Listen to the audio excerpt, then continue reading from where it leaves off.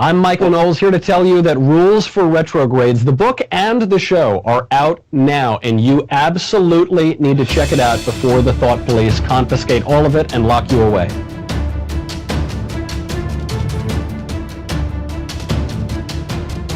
Rules for Retrogrades out today. Counter disruption. We're disrupting the plans of the radicals. Everyone pick up a copy if you don't already have one. And if you do have one, please leave a review in all the relevant places so that we get it into the hands of all the people that need it. Rules for Retrogrades. Rise. Welcome to Rules for Retrogrades, parish orphans and retrogrades out there. Dave and Tim Gordon here, bringing you another numbered episode today. We offer you, as a real honor, Dr. Thomas Pink, who wrote a paper that for me was beyond instructive, was world-changing in terms of his perspective on the Ecumenical Council's document from Vatican II, Dignitatis Humanae, the Declaration on Religious Liberty. Dr. Pink read history and philosophy at Cambridge, where he received his PhD after working for 4 years in London and then New York for a city merchant bank. He returned to philosophy in 1990 as a research fellow of Churchill College, Cambridge. He then transferred to Sheffield University prior to returning to King's College in 1996, where he currently resides and lectures. Dr. Pink, it's a real honor. Thank you for joining the Retrogrades today. Thank you, Tim, and thank you, Dave. It's a great honor to be on, and anything I can do to explain what we're talking about and make things clearer would be good. So ask away. Yeah, I loathe flattery, but it's hard not to be a little flattering when we get guests that we're excited about. Your paper, it's a long paper, Dignitatis Humanae, Continuity After Leo XIII, was handed to me by a mutual friend of Dave's and mine, a professor named Dr. Mike Cirilla at Franciscan University, and he said, "Tim, I think this is a game changer." I respect Dr. Cirilla a great amount, and I think he was right, Dr. Pink. It's a game changer that there is continuity, at least for this document from the Second Vatican Council, Dignitatis Humanae, after Leo XIII. Could you give us a quick précis out there? Our audience are intelligent YouTube viewers who have read some of these documents, but have not read white papers on them, particularly 65-page white papers. Could you tell us what the upshot is?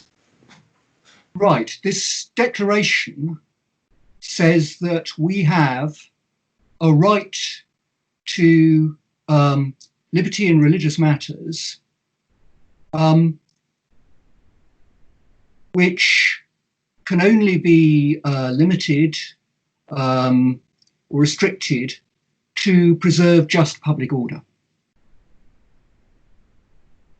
And this looks as though it's something really revolutionary and rather different from what the Church historically said. Because historically, the Church seemed to expect Catholic states to put quite serious restrictions on people's liberty in matters of religion. Restrictions that were designed or had the aim of protecting and privileging Catholicism as the true religion. More than that, the Church seemed to expect the state to cooperate in the punishment of heresy, so that baptized Christians who weren't Catholics, were Protestants, might be put on trial by the state for their religious errors. So how can this be consistent with Dignitatis Humanae? That's the question. Right. Okay, so second part, why is this compelling and straightforward? My argument is that this isn't a contradiction of previous doctrine, because what the declaration very clearly says it's doing is addressing religious liberty in what it calls the civil order. This is made very clear by the drafting commission, who say that they are not in the business of giving a general statement about all questions to do with liberty. They are particularly not addressing liberty as it concerns the relationship between the church and Christians. It has nothing to do with authority in the life of the church. It simply addresses authority in what is called the civil order. So as de Smet, who was in charge of the drafting commission at Vatican II, Bishop de Smet, says, it's basically religious freedom is to do with immunity from coercion in civil society. So what's this restriction to matters of reason, as opposed to revelation, in civil society and not in the order of religion? The answer is that historically, the church saw religion as not falling within the competence of the state. So what they see religion as being, it's a communal good, it's a good that's very important to human life, it's of fundamental importance, it's of supreme importance. It's a good we enjoy as members of community. But unlike other communal goods like transport or education that exist just in the natural order, something has happened to change religion. And what happened was the coming of Christ. Before the coming of Christ, religion was just another good within the natural order. And it was governed by an authority, the authority of the state. And we would have pursued it just as rational monotheism, as our rational worship of the one God. Remember, Vatican I says that we can know by we have a natural knowledge of God's existence. We can have it. Right. So just as bearers of the image of God, capable of reason, living in a community, we are under a duty under natural law to worship God as our creator. Vatican I, for clarity, says it anathematizes the opposite view that we cannot know the monotheistic God with our reason alone. It's a strong position. So it's part of natural law that we should worship God. And historically, within the Catholic tradition, before the coming of Christ, this was something the state could perfectly well regulate. But with Christ, religion is transformed from something that serves our natural happiness in this life to something that takes us to an order of existence transcending our natural capacities, which is the beatific vision of God in heaven, the vision of God, which we have no natural capacity for. And so, everything in religion that was originally about serving the good of a community and allowing us to flourish as individual members of a community on this earth is transformed into allowing us to flourish as members of a community that's job is to take us to something in heaven. And that new community is the church. And so the regulator of religion is no longer the state, but now becomes the church. Dr. Pink, can I break in there for a second? See, I have a conundrum. I want to give you credit as a scholar for innovating a view that no one else has, a unique overview, because you deserve that, and that's why I want to popularize your view. At the same time, I want to give you credit as a scholar for seeing clearly and straightforwardly what is in the original public meaning of the document. And when I read Dignitatis Humanae with the lens of your paper, Continuity After Leo XIII, without any kind of wonky mental gymnastics or tremendous labor on my part. I read it as a very naturally a hermeneutic of continuity that accords very naturally and form fits the document well. So at the same time, I want to give you credit for both.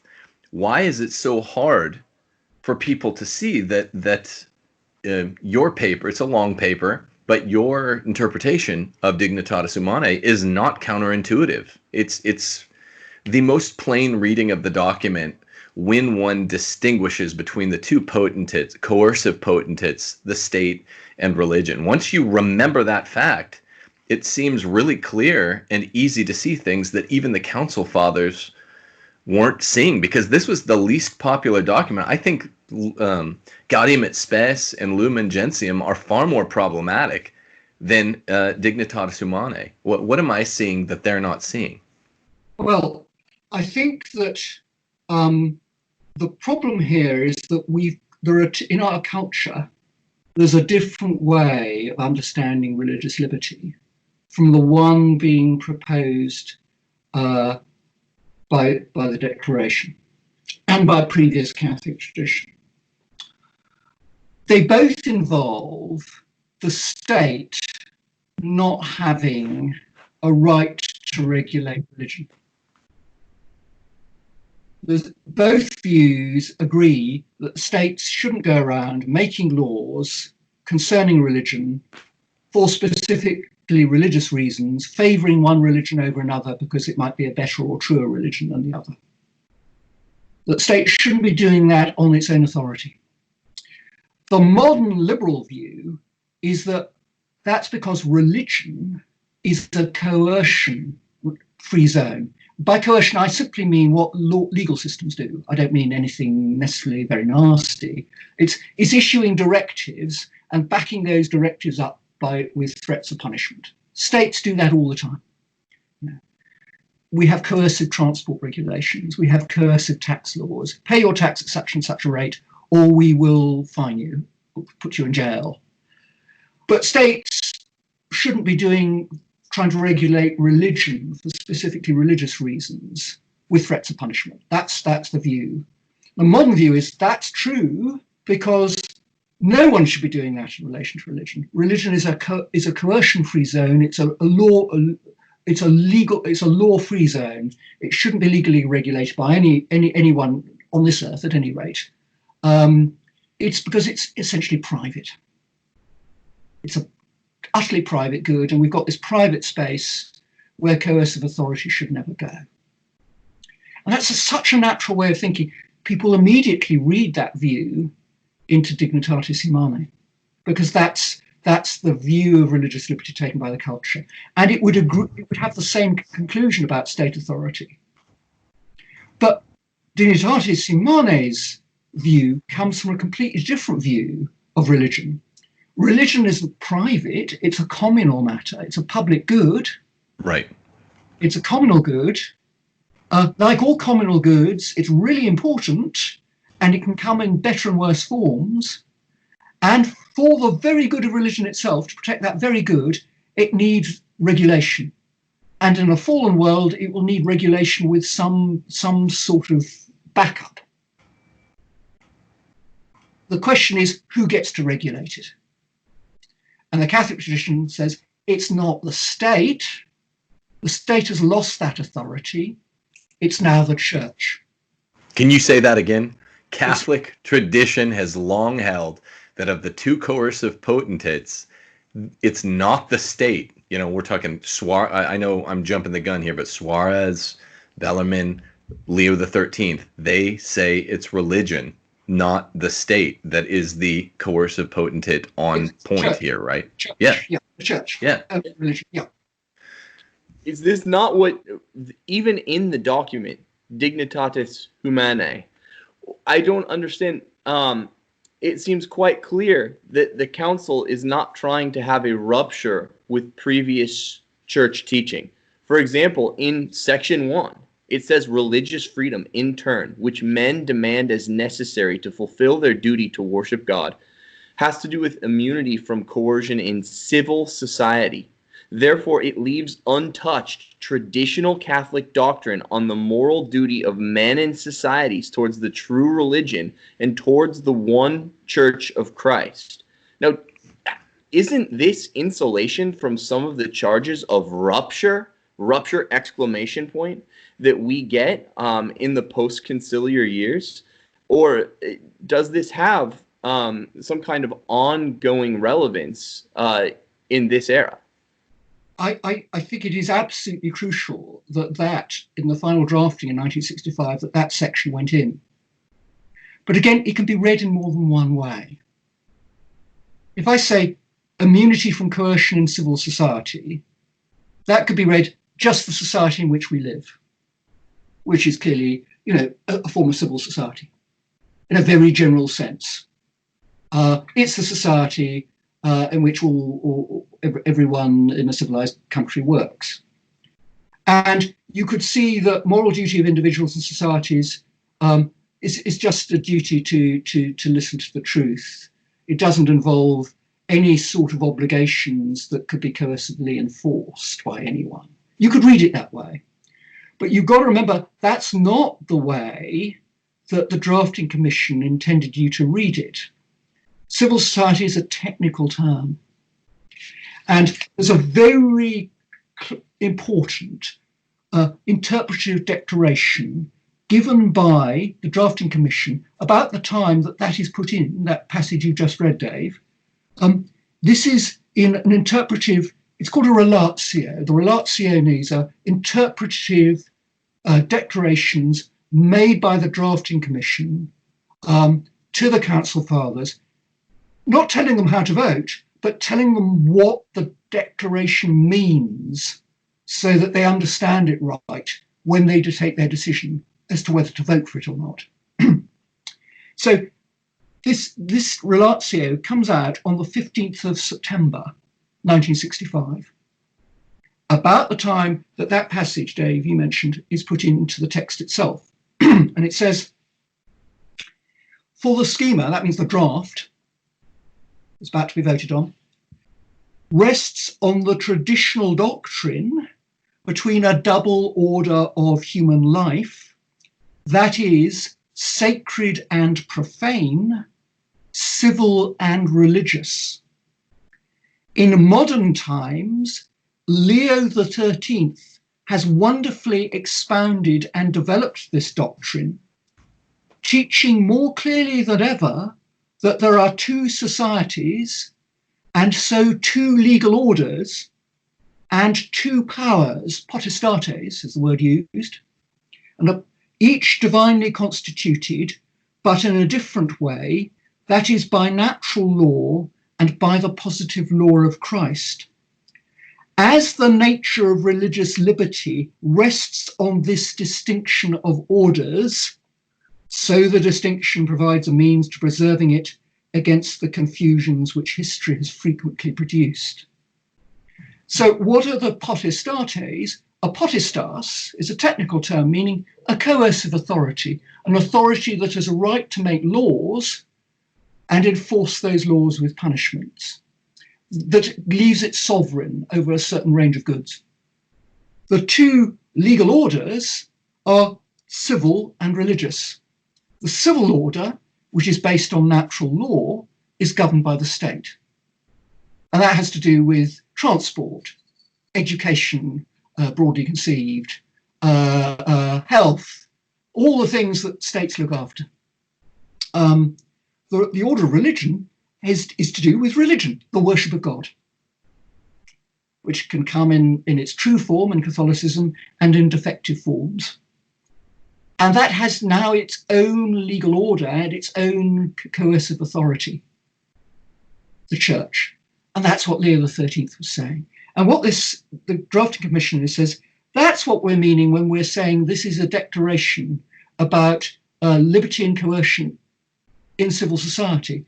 This is a declaration about the civil order and the authority of bodies operating in the civil order like the state. It's not a declaration about the Church acting in the order of religion. Dr. Pink, can I ask this question? Some of the traditionalists who are rupturists, the far leftists in the post-conciliar period are also rupturists, but some of the traditionalists that have balked at Dignitatis Humanae have had a problem with the mention of the two-word term natural law.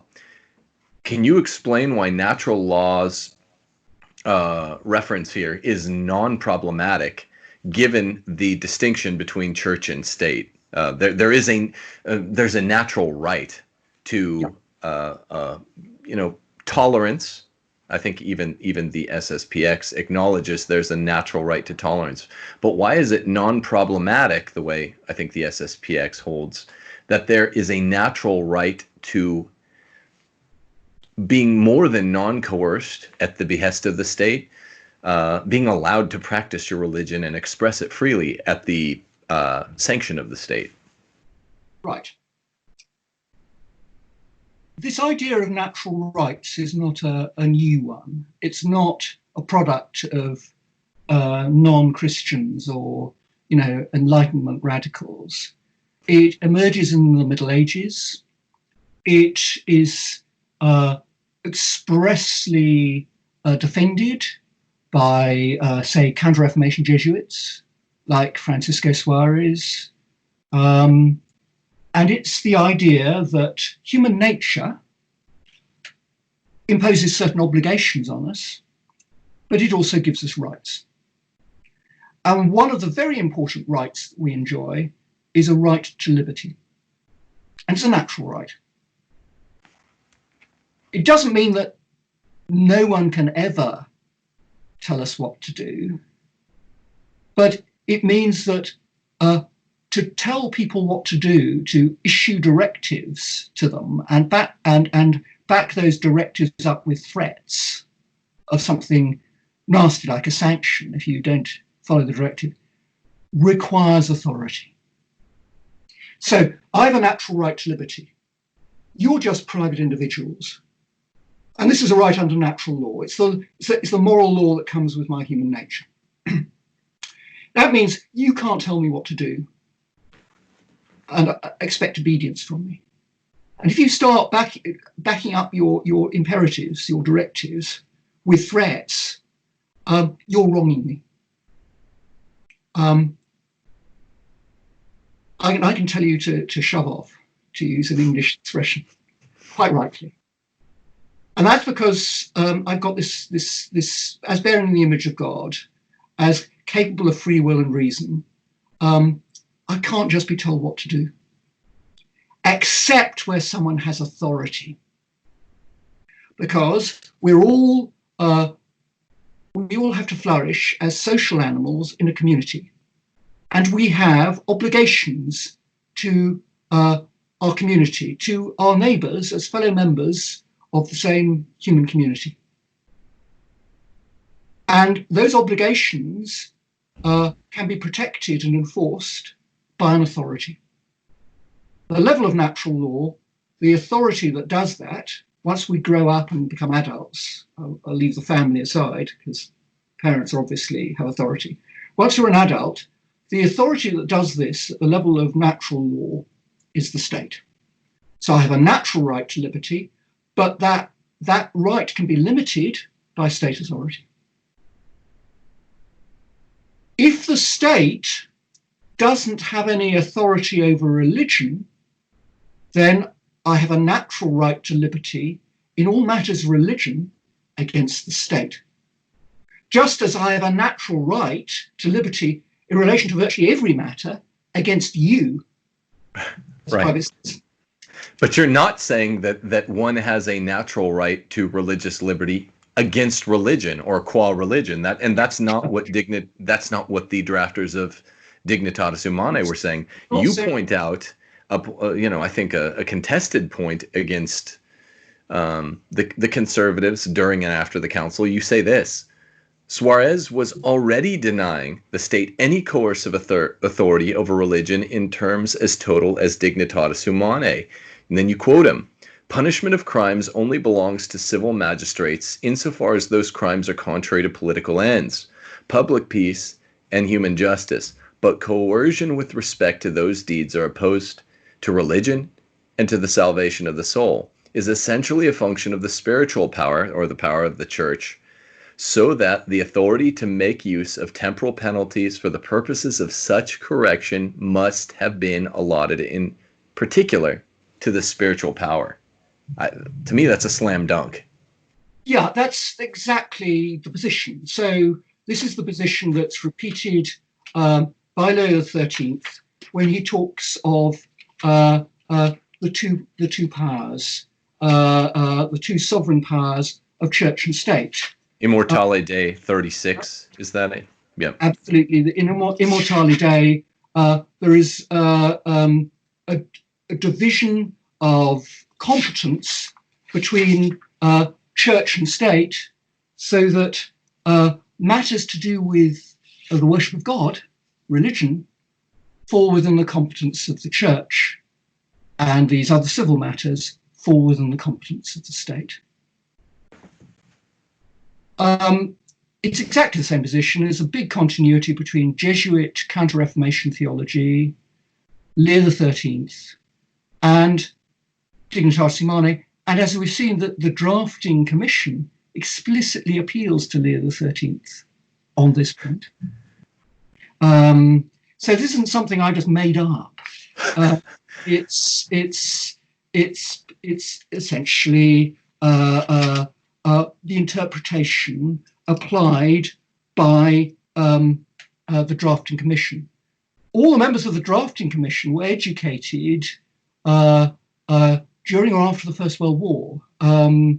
So they're people in seminary in the 1920s and dates around then, possibly 30s in some cases, perhaps earlier in some cases. I haven't done a biography of each of them, but they were all educated into Leonine political teaching and Immortale Dei in particular. And if you look at seminary manuals from those dates, they're full of this stuff. So, just quote Leo XIII, whatever, therefore, in things human is in any way of a sacred character, whatever belongs either of its own nature or by reason of the end to which it is referred, to the salvation of souls or to the worship of God, falls wholly within the power of and authority of the church and is wholly subject to her judgment. Whatever is to be ranged under the civil and political order is rightly subject to the civil authority. And then Leo appeals to Christ's division command that what is Caesar's should be rendered to Caesar and what is God's should be rendered to God. Right. I don't get what people don't see here, and I think we're all very friendly with traditional circles, all three of us. I don't understand what the big sticking point is. There's such continuity with Immortale Dei. What are people not seeing, Dr. Pink? This seems clear. Isn't one of the main sticking points that there's a supposed right to error that's being recognized by the Council Father? But again, is this not handled in the Relatio of November 19th, 1965? Bishop de Smet denies that there's a right to error, and then that's taken up by the Catechism of the Catholic Church itself and handled, correct? Absolutely. You have no moral right to error. What you have is a moral, natural law right not to be coerced away from error by authority that is based on natural law operating in the civil order. Right. So I'm still doing something morally wrong if I reject religious truth, but I can't be forcibly I can't be punished for my error or coerced away from it by the state. Right. Is not the font of this the fact that God recognizes the right of our conscience to freely choose right and wrong? I've heard that proposed as kind of the font of the church's recognition of this. What's the term? Freedom of conscience. Well, again, this involves two complex notions. It involves an issue to do with people acting against their conscience, and that be morally problematic. And it involves an importantly distinct issue with people being subject to direction which may not come from an appropriate authority. So there are two things that could be going on if a state, acting on its own authority, tries to change your religion. It can be doing something wrong, and will be, because it's acting in a religious matter when it lacks authority anyway. But it could also be behaving to you in a way that bypasses your conscience. And this is a very complex issue. Right. Supposing you think that it's wrong to bow down before or associate with Baal, which is a defensible position. Is that wrong? Yeah. Be wrong, or you know, to take the case of the Maccabees, to eat pork, or to leave myself exposed to sort and so. If someone tries to get me to participate in pagan rites in a way that bypasses my conscience by sheer physical force, they are assaulting with me in a way that goes beyond just not acting with proper authority. Now, these are two issues, because historically the Church did think that and actually in canon law, she still thinks she has the right to punish people for religious crimes that involve crimes of belief. Heresy and apostasy are crimes under the modern code of canon law, and they can, in principle, though they aren't actually, be punished by temporal as well as spiritual punishments, because the Church has that authority as baptized.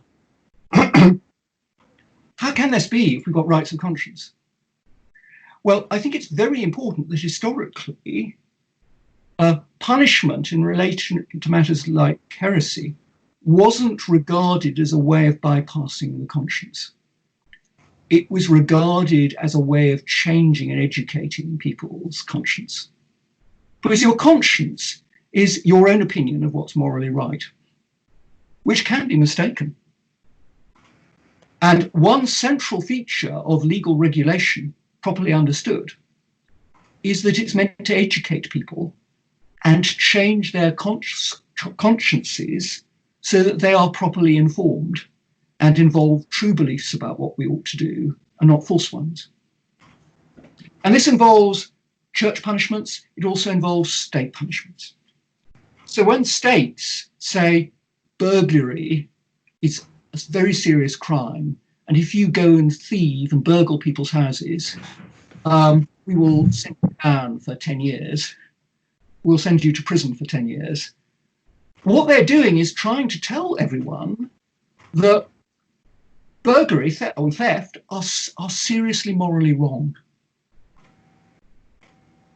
They are trying to change people's consciences, so in the sense the law never has to take action.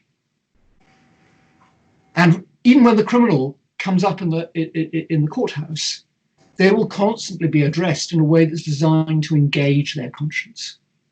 And that was always understood to be the case with heresy laws and the like. So sure, if you remain convinced that religion, the true religion is not Catholicism, you certainly shouldn't adhere to Catholicism outwardly. And it would be wrong for an ecclesiastical court to try and get you to say things you don't really believe, because that would be to get you to going against your conscience. But the heresy law was never intended to get you to do that.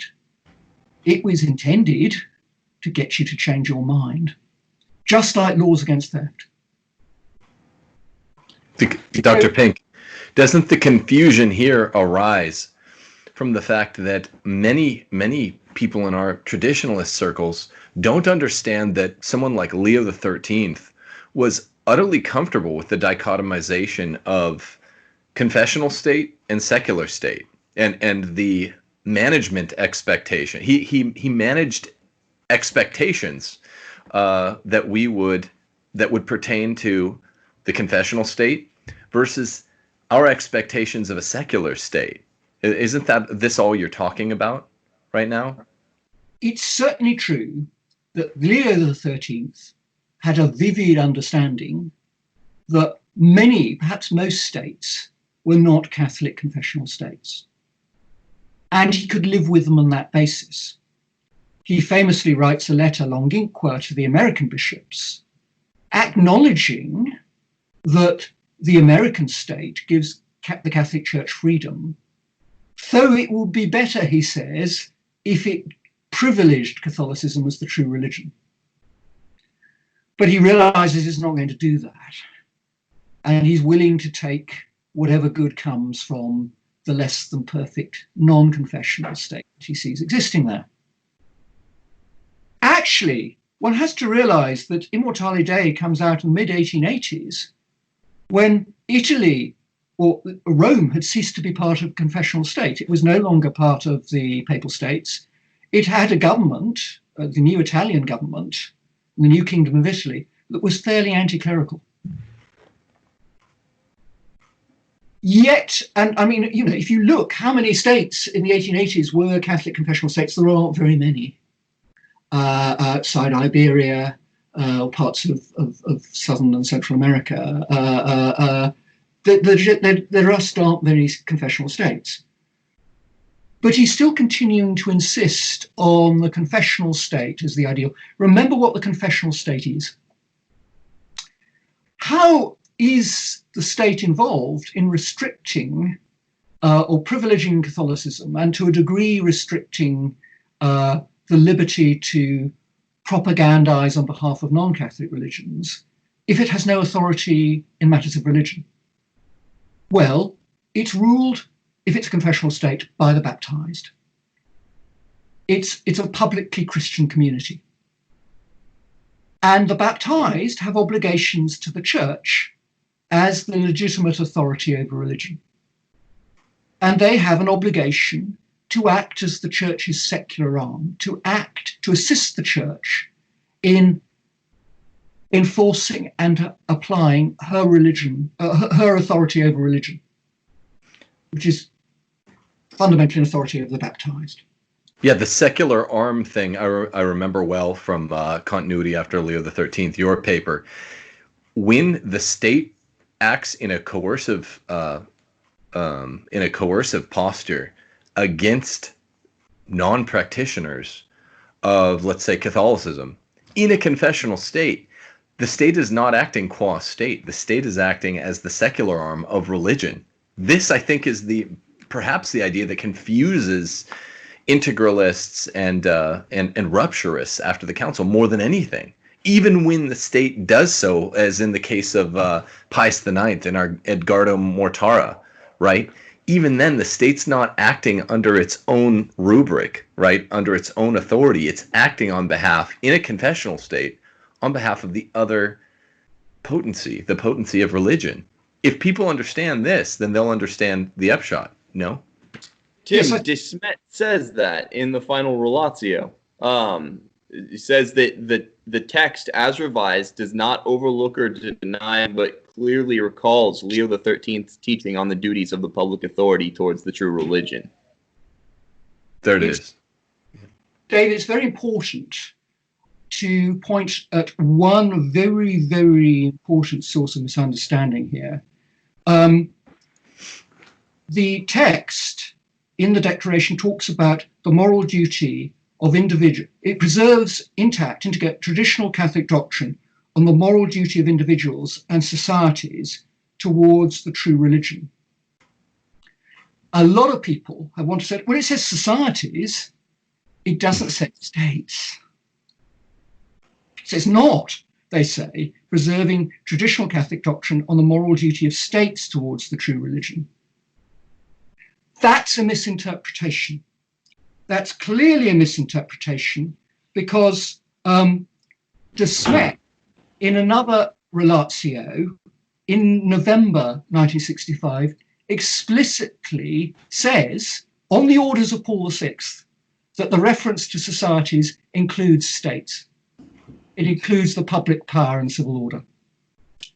And that's confirmed by one of the theologians who helped draft the declaration after the council.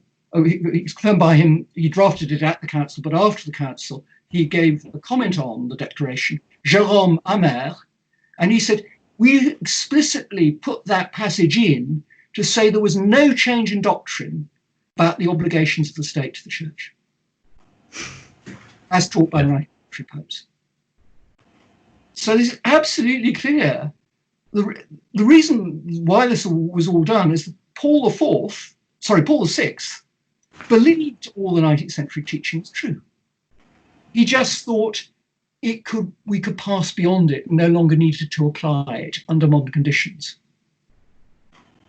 Now, what the big change is not in the Leonine theology, which is shared by Leo XIII and Paul VI. What changes is a conception of what is good for the church and her relations with the secular world. And I think this is not officially taught in Vatican II, but it's part of what I call the official theology that was being assumed tacitly by the people drawing up Dignitatis Humanae.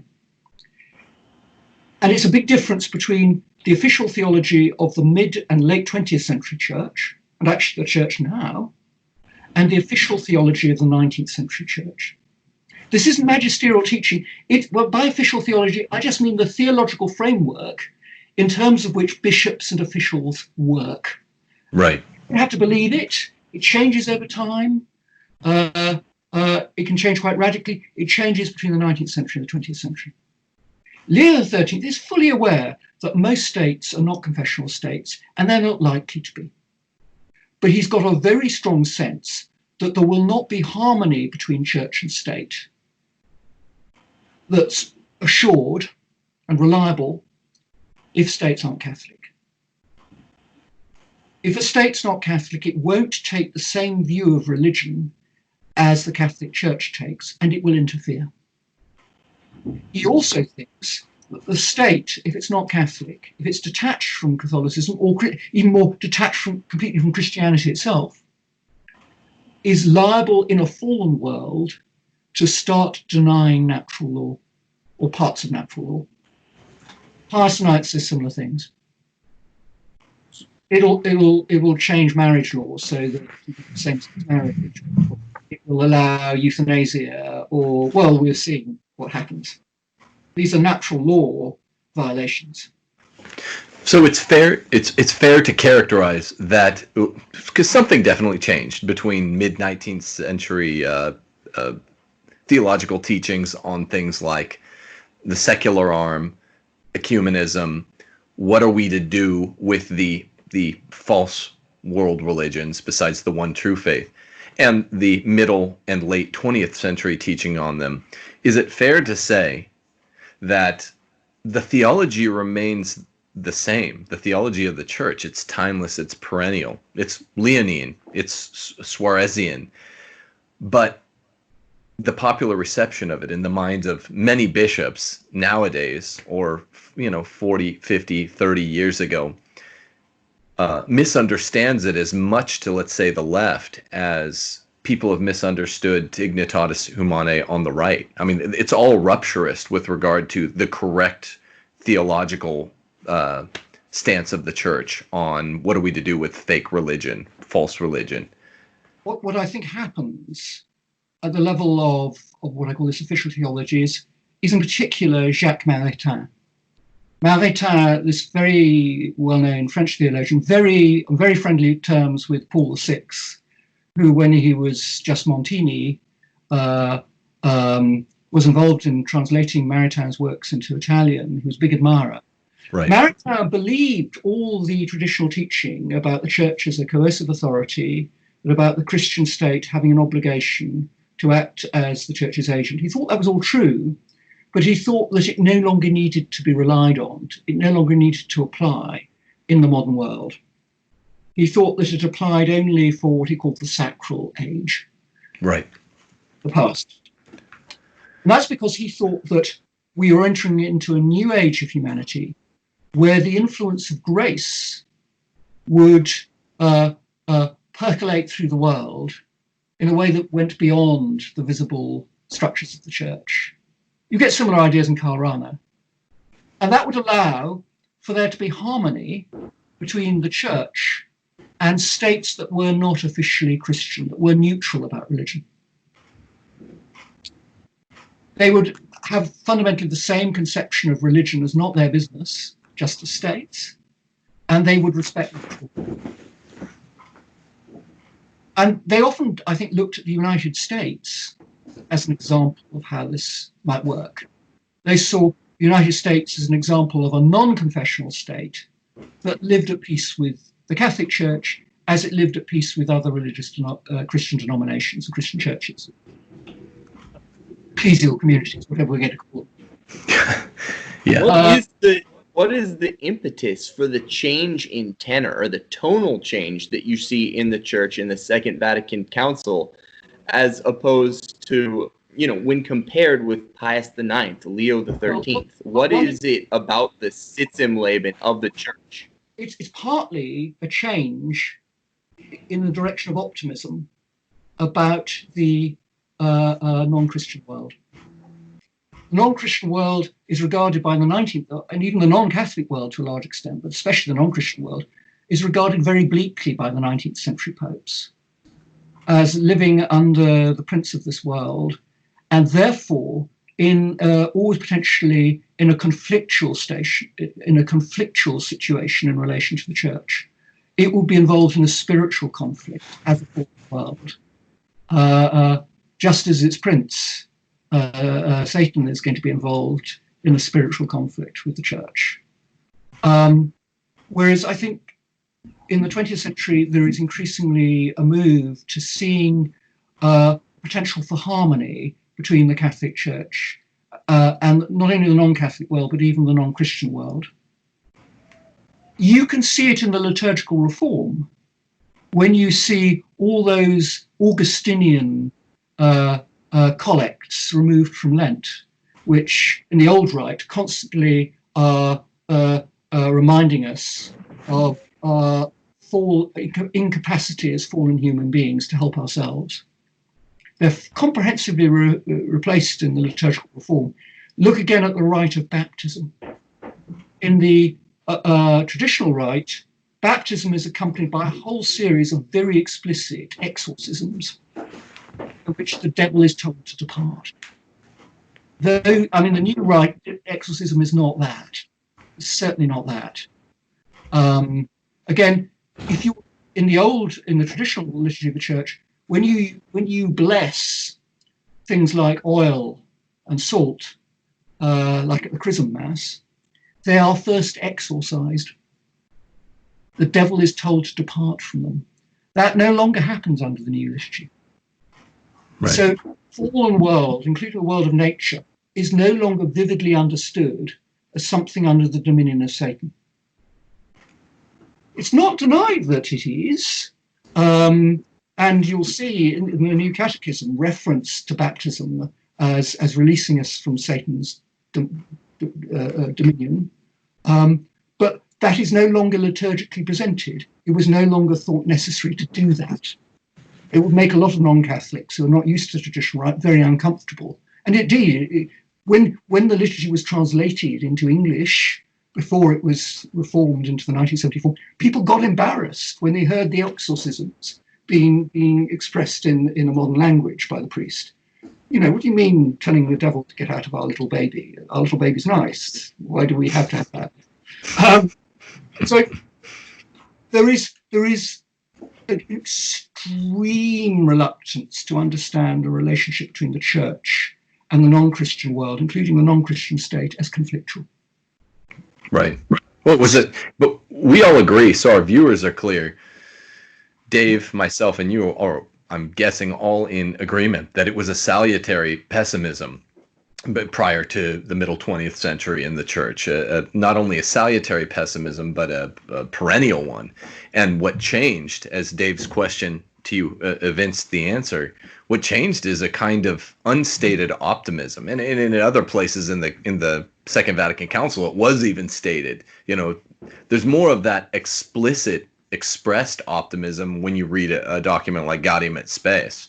I have many more problems with that, but I mean, I read your paper. To bring this around, because I know you're short on time. You're 8 hours ahead of us, and we certainly appreciate your time because this is very important. In Dignitatis Humanae, there's just no mental gymnastics one has to do when one properly understands Leo and Suarez, like you said, the Counter-Reformation Jesuit, the good Jesuits, before their order was had abnegated the salutary pessimism I'm talking about now. I mean, there's just no stumbling blocks to reading Dignitatis Humanae and saying this is a proper document for the modern world, rightly understood. I think there's going to be a problem, though, if one very important element in the traditional picture is denied. And that's the idea of the church as a potestas, as a coercive authority. Yes. Which is not an idea of the church that modern Catholics are very comfortable with. They tend to be very naturally influenced by a fundamentally liberal view of religion as something private that falls within a completely coercion-free zone. Right. Now, you can't, if you look at the church's canon law, you must see that that is not the Catholic view of religion. Because the 1983 code, like the 1917 code, and the old corpus or body of case law that preceded the first 1917 code, has the same picture of the church as having a jurisdiction over the baptized, which she can enforce with threats of sanction. That's part of the canonical system. It's part of the modern code. It's there. And the sanctions can be temporal as well as spiritual. That whole conception is a source of huge discomfort. Right. And it tends to be abandoned effectively by modern Catholics. Understandably, because I think, in fairness, an awful lot of legal direction and punishment by the church in the past was obviously quite problematic. I'm not going to want to defend the execution of heretics particularly, but that seems to have gone on under ecclesial approval, and it raises a whole set of very serious moral problems. But I think one's got to distinguish the question about whether particular legal directives and their enforcement was just from the more general question about whether the church at a general level has the authority to make law, telling people what to do, and enforce that law with punishments if they're baptized and it's a matter of the religious good. So is it a safe assumption to... Right. Yeah, sorry. I was just going to ask, can we summarize your position as saying that the modernism that many traditionalists ascribe to Dignitatis Humanae really does, it's not a problem with Dignitatis Humanae. It should be a problem with the privatization of religion in any worldview which assumes or presupposes the privatization of religion as not being one of the potestates. Yeah, I think privatization of the church is not a potestas, that's right. It's a way of looking at church as just a voluntary society. Exactly. Sorry, Dave. Yeah.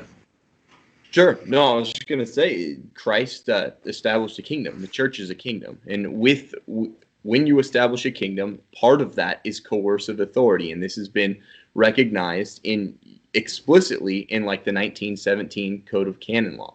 Now, I actually have a question that's a corollary to that. And I think it does go along with the continuity that Vatican II has with prior church doctrine. And is that, or the question is, does Vatican II, does Dignitatis Humanae in any way proscribe the Catholic state? Does it bar or in some way render anathema the idea of the Catholic state or the confessional state? It doesn't do that explicitly anywhere. It was never going to do that because, as I said, Paul VI and Maritain, who was influencing him, always thought that a Catholic state was perfectly just under certain conditions. So what Dignitatis Humanae does is address the state on the presupposition that it's effectively detached from the church. But it doesn't actually explicitly say that it must take that form. It just assumes that it is. Right. Right. Well, I think that is an underlying confusion that you see in traditionalist objections to the Second Vatican Council and to the doctrines on religious liberty that were kind of honed and refined by the Second Vatican Council, is it not? I think that's right. I do think, though, that it's highly understandable that we should have misunderstood things, because all this stuff that we've been discussing in the interpretative declarations by the drafting commission weren't repeated afterwards. Right. So when Lefebvre said, I think we've got a problem, no one came along to him and said, but as we said to you at the council, if you look at it in terms of Leo XIII's theology, this is what follows when de facto the state is detached from the church. They didn't they didn't do that because there was such a muscular contingent at the council that wanted to, a left contingent, guys like Ronner, guys who were reading Ronner, that wanted to carry it in that direction. So the last thing in the world they would want to do is remind someone like Lefebvre or Ottaviani that Dignitatis Humanae is unproblematic on precisely those grounds, right? They want the drafting commission, though. What about De Smet? There were good guys there. There were people trying to hold the orthodox line. I just want to piggyback that onto your question, Tim. I'm not trying to superimpose it. I think that the line of thought, there were two lines of thought. First of all, just to continue what Tim was saying, it's very important that the initial drafting of Dignitatis Humanae was heavily influenced by John Courtney Murray, who didn't believe the church was the curse of authority at all. No, I know. More radical than Maritain and Paul VI. Right. He would have been very happy to have the declaration as a general declaration on liberty within the church and outside, as it was originally drafted, as the last chapter of the decree on ecumenism. And Lonergan. And all of these guys, they were only too happy to see this mischaracterization win the day. Out of the decree on ecumenism and restricted to a declaration of the civil order because of the Maritainians and Paul VI, who could see there was this huge problem about the church's doctrinal commitment to her status as a potestas. But you're right, I think after the council, they didn't want to defend the declaration in terms offensive to a more radical theological opinion. So they just bracketed that whole question, which prevented them giving the defense of Dignitatis Humanae that would have been conservative. I think also they thought that basically, if they were, to the extent they were Maritainian, they thought that Maritain was right and that the future would not have to involve the church as a seriously coercive institution using the state as her agent, because there would be all this harmony between the church and non-Christian states, secular states. The secular state would share the traditional Christian conception of religion as not its business, and they would conform to natural law. Got it. I think that it would be the disaster area of continual church-state conflict that it has become, where the state constantly denies elements of natural law, and continues to intrude in religious areas, not treating religion as a distinctive good, because it no longer sees religion as a distinctive good, let alone a distinctive good that's not its business. So this is essentially. Oh, I'm sorry. Yeah, go ahead. So that's what's happened. Yeah. They thought that the future would be this wonderful, happy, neutral sort of non-coercive relation, and that Church's coercive past could remain of purely historical influence. Of course, there's another reason why the Church's coercive authority can't be forgotten now. And people are constantly reminding us of it. The clerical abuse problem is well understood now as arising out of the Church forgetting that she had a coercive authority that she had to enforce in relation to her own priesthood. She wasn't a voluntary society that it would deal with this matter like you would deal with a member who hasn't paid their dues. Right. Yeah. She's in the business of punishing crimes. And you will get quite a lot of otherwise liberal prelates. Schönborn, I remember saying this at Vienna, saying, one of our problems is we've forgotten that the canonical system is a coercive system, and we didn't properly enforce it. It's important. Dr. Pink, we'd love to have you back on sometime to talk about that whole other ball of yarn. But we really appreciate your time, and I know we're in different time zones, and we're gonna bid you adieu. But this has been really, really illuminating. I hope it has been for the people who haven't read your paper. I think you did a really nice job summarizing it. I hope we've given a line of questioning that will be somewhat illuminating to people out there. It's really important. Dignitatis Humanae falls, I think, starkly in line with Leo XIII and the Counter-Reformation Jesuits. Dr. Thomas Pink, everyone, thank you very much, and have a great day. We really appreciate you. Tim, Dave, thanks. Thanks for having me on. Big honor. Thanks. Coming on. Enjoyed Nice to it. speak to you. Bye. Bye-bye.